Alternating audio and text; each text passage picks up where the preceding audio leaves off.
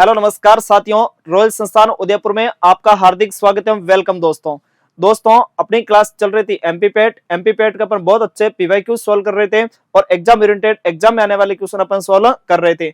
आइएगा दोस्तों, मां शारदा के आशीर्वाद के साथ क्लास को अपन कंटिन्यू करते हैं। क्लास को कंटिन्यू करने से पहले 1 ही मिनट समय लूंगा मैं आपका।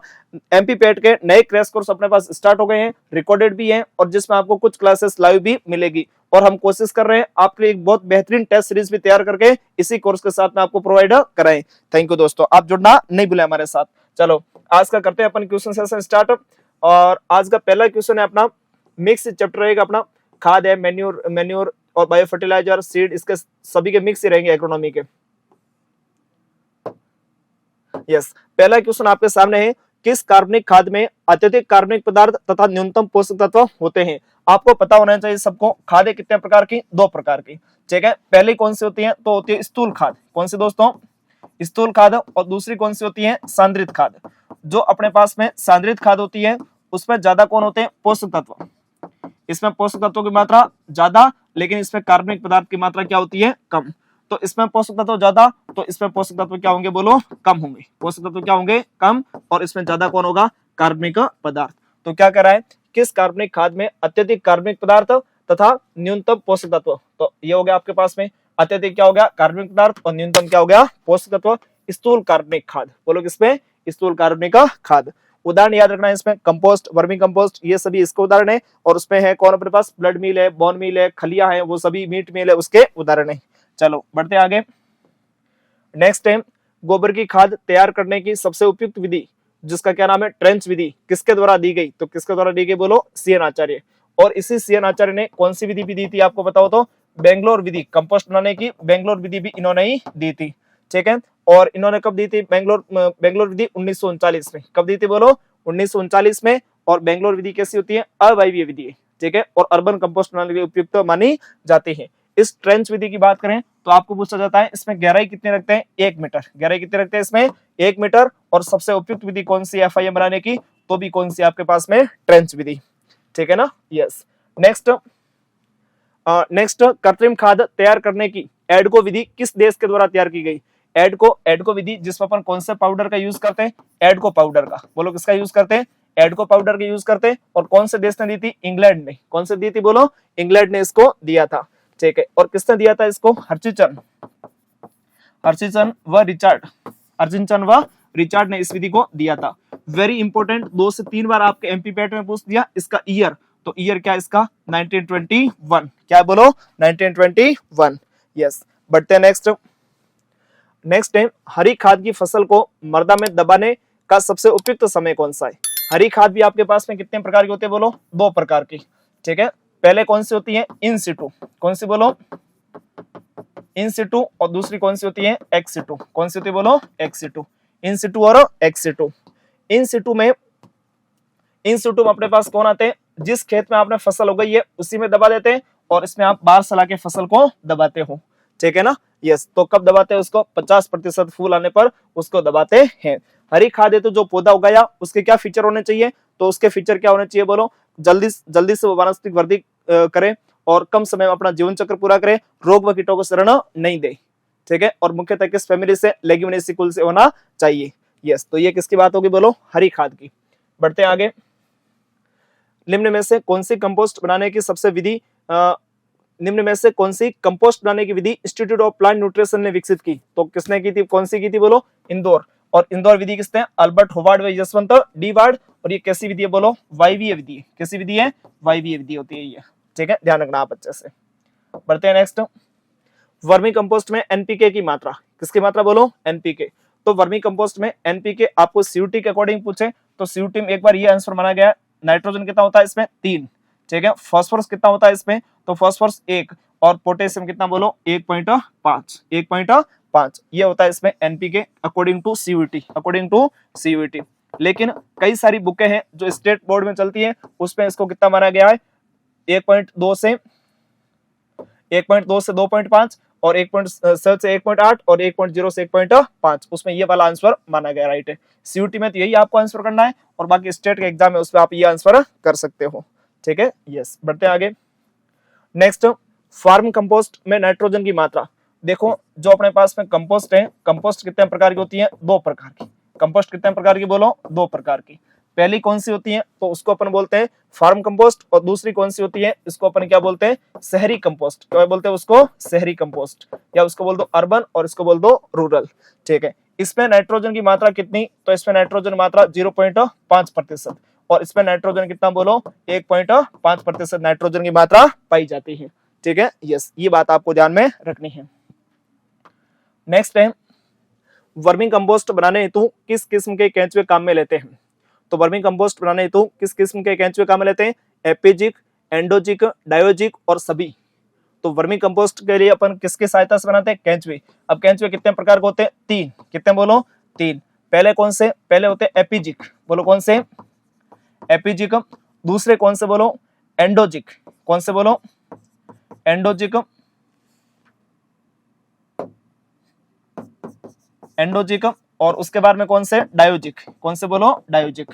तो आपको इसमें ध्यान रखना है, ऊपरी जो 1 मीटर के सरफेस पर रहते हैं उसको अपन बोलते हैं एपिजिक। जो 3 मीटर से ज्यादा गहराई में रहते हैं उसको अपन बोलते हैं एंडोजिक। जो 1 से 3 मीटर की गहराई में रहते हैं उसको अपन बोलते हैं डायोजिक। ठीक है।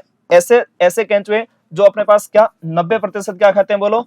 कार्बनिक पदार्थ खाते हैं, और 10% क्या खाते हैं बोलो? मृदा। उसको अपन क्या बोलते हैं? पता नहीं कैसे चला गया। उसको अपन क्या बोलते हैं बोलो?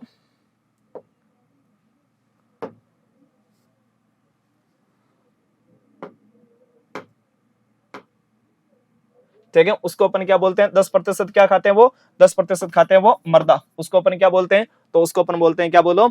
अपने पास एपिजिक केंचुए, और वही अपने काम में लेते हैं। ठीक है। और उसमें भी आप मुख्यतः ध्यान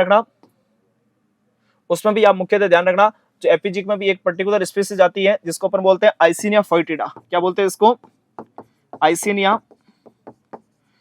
फोइटिडा। वही अपने मुख्यतः इसमें काम में लेते हैं। किसके लिए काम में लेते हैं? तो वो अपने लिए काम में लेते हैं कंपोस्ट, वर्मिंग कंपोस्ट बनाने के लिए। और वो किसका एग्जांपल है? तो एग्जांपल किसका? एपिजिक का। किसका बोलो? एपिजिक का। नेक्स्ट, महुआ की खली का प्रयोग बुआई के कितने दिन पूर्व करना चाहिए? महुआ कैसी बोलो? हरी खाद है, और हरी खाद में भी सॉरी खाद्य खली में भी कैसी? अखाद्य। कैसी बोलो? अखाद्य खली है। तो इसका खली का अपन मृदा में प्रयोग करेंगे तो वो लगभग कितने इसमें 2 महीने पहले करने चाहिए। ठीक है। क्यों? क्योंकि इसकी खली में क्या पाया जाता है? सेपोनिन। क्या पाया जाता है बोलो? सेपोनिन पाया जाता है, और सेपोनिन हानिकारक रसायन है, अपघटन होने में टाइम लेता है। तो इसका प्रयोग कब? 60 दिन, 2 महीने या 60 दिन पहले करना चाहिए। बाकी वाली है उसका 1 से 2 सप्ताह पहले अपन प्रयोग करते हैं खलियों का। कौन सा हरी खाद की फसल का गुण है? कार्बनिक पदार्थ की मात्रा ज्यादा हो, बिल्कुल सही बात है। वानस्पतिक वृद्धि जल्दी से हो, बहुत अच्छी बात है। रेसे और लिग्निन कम हो, बिल्कुल कम होने चाहिए। तो ये सभी बातें इसकी सही है। अगर रेसे और लिग्निन ज्यादा होंगे तो उसमें किसमें टाइम लगेगा? अपघटन में। ठीक है, अपघटन देरी से होगा, इसलिए ये वाले सभी बातें सही है। हरी खाद के लिए ये कैरेक्टर होने चाहिए। नेक्स्ट है, निम्न में से कौन सी सांद्रित खाद है? खलिया, रक्त चूर्ण, हड्डी चूर्ण। तो क्या इसमें बोलो? उपरोक्त सभी। अपन ने पहले भी बात की थी, खाद 2 प्रकार की होती है। पहली कौन सी होती है? स्थूल खाद, और दूसरी कौन सी होती है बोलो? सांद्रित खाद। स्थूल खाद में कौन कौन सा आएंगे? जैसे अपना वर्मिंग कंपोस्ट, नाइट सोयल, भेड़ की खाद, बकरी की खाद, और किसकी? पोल्ट्री की खाद। और इसमें कौन आएंगे? बोन मील, केक, और कौन इसमें? हड्डी चूर्ण और फिश मील वगैरह सभी इसमें आते हैं। ठीक है, यस। तो ये अपने पास सभी कैसी हुई? सांद्रित खाद, जिसमें पोषक तत्वों की मात्रा ज्यादा और कार्बनिक पदार्थ की मात्रा कम। नेक्स्ट है, हरी खाद के लिए डेंचा की फसल की बीज दर। हरी खाद के लिए डेंचा की फसल की बीज दर कितनी बोलो? 60 से 80 केजी। और आपको यह भी ध्यान रखना है, हरी खाद के लिए डेंचा अपन लगाते हैं वो कितना नाइट्रोजन फिक्सेशन करता है? तो नाइट्रोजन फिक्सेशन कितना करता है बोलो? 75 KG per hectare. 75 KG per hectare.